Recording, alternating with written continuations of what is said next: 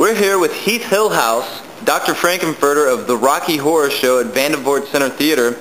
And Heath, pretty much just kind of, Rocky Horror Show, not the Rocky Horror Picture Show, which people kind of tend to think of first.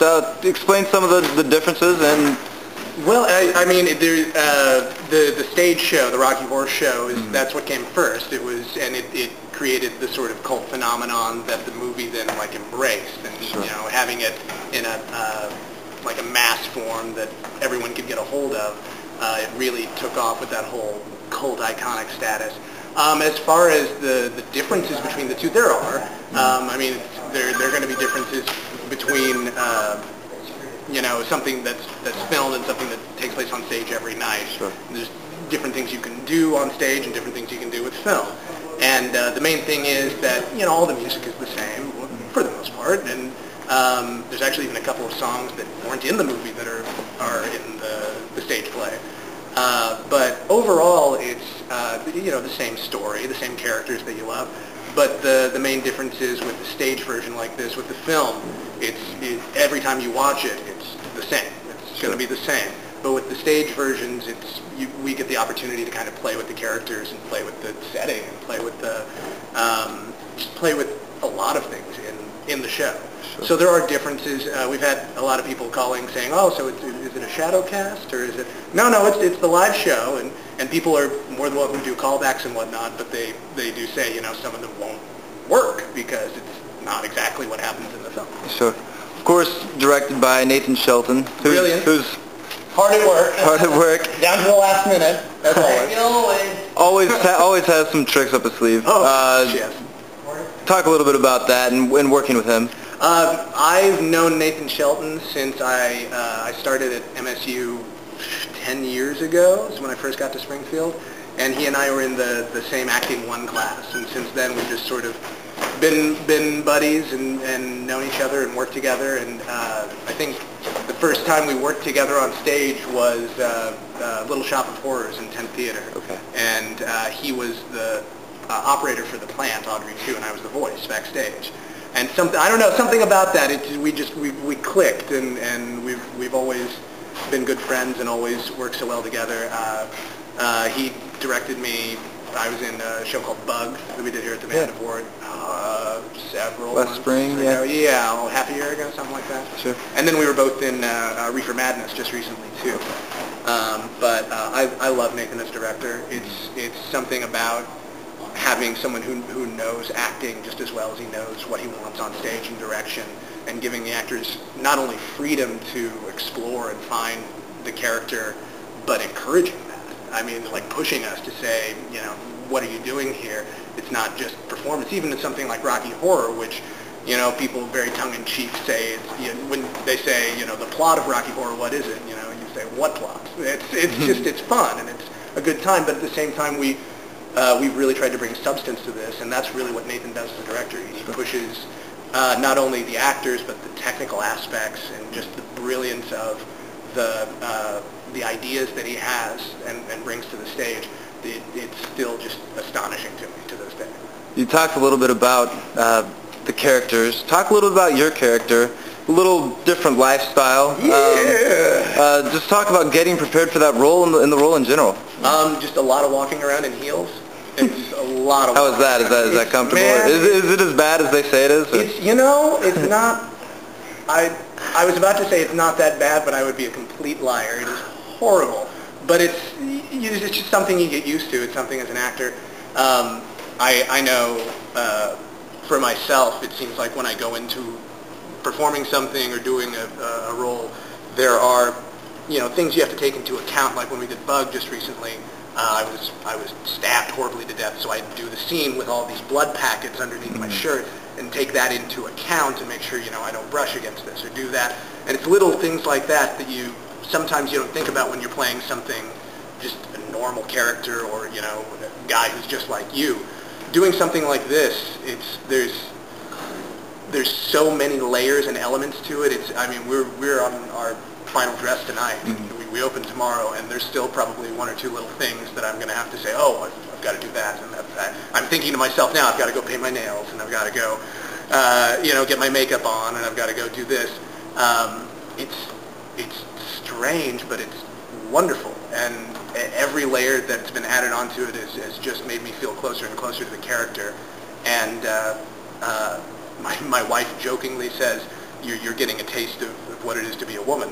and that really, I mean, it is. You know, you got to think about this and think about that and think about that, and how do I look and how does this look, and it's stuff I wouldn't think about as an everyday guy. But the character is, the main thing is he's not a man trying to be a woman. He's not a transgender. He's equal parts masculine and feminine. So you have to have both of those things. So while I'm, getting my makeup put on and doing my nails and wearing my heels, I'm still, thinking about the masculine aspects of it and trying to keep that in there as well. Sure, just trying to find that balance. Yeah. You said you got here about 10 years ago and acting. How long have you kind of been in the Springfield scene acting? And well, I was here for a year and then went back home for a couple of years because my college stuff didn't work out quite as well as I'd hoped it would. But I went home and took 2 years to get an associate's degree and came back and put in my chops at MSU and got my degree in theater performance. And from pretty much when I got back, I think that's when we did Little Shop, and that was the first kind of tent theater thing. I did tent theater for four seasons, and I've just been doing just random stuff, just all around. I've done some stuff at the Vandivort here. I was involved with the Swan Repertory Theater when that was happening, and doing some stuff at the Skinny Improv. Just wherever people will have me, cast me in a role. I just like to act. All right. Are there any roles? I mean, this seems like a pretty fun, involved role. Yeah. Are there any that stick out in your mind as favorite roles, or ones that were more fun than others? Oh gosh, I mean, there's not really any part that I do that I think I didn't like. Some that kind of stick out, like we just did Reefer Madness, and I got to do Jack Stone, ran the Reefer Den, sort of the mobster, see guy, and that was really fun. It was just a fun show.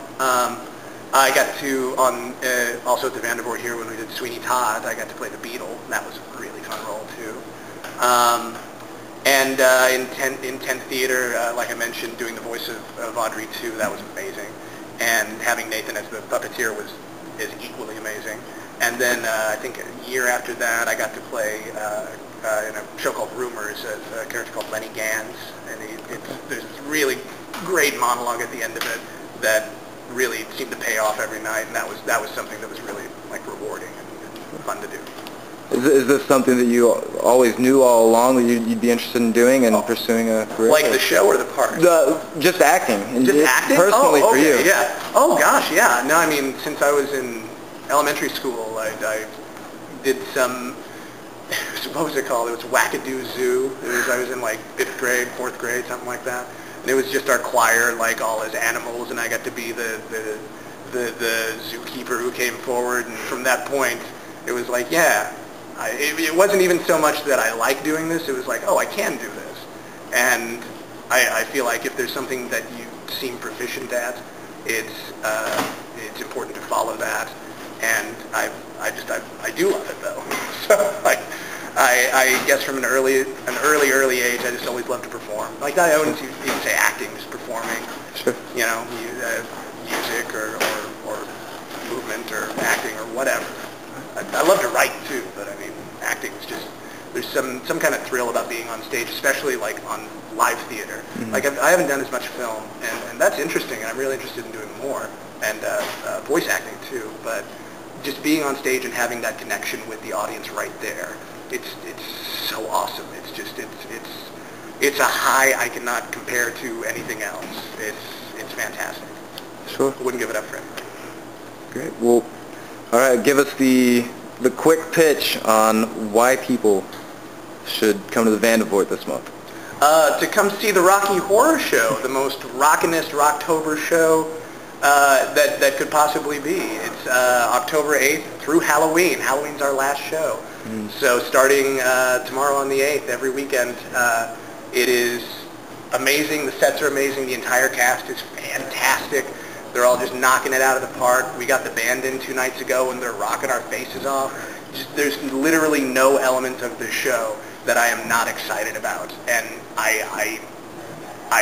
to go out on a limb, I would say this is probably one of the shows that I've been the most excited about being a part of, and it's fantastic. You should get their Halloween spook in too, right? Oh yeah, there is fun, there's humor, there's pathos, there's dancing, there's singing, there's everything in the kitchen sink. I don't know if we actually have a kitchen sink, but if we did, we would throw it in. There's everything in this show. It's got everything for everyone.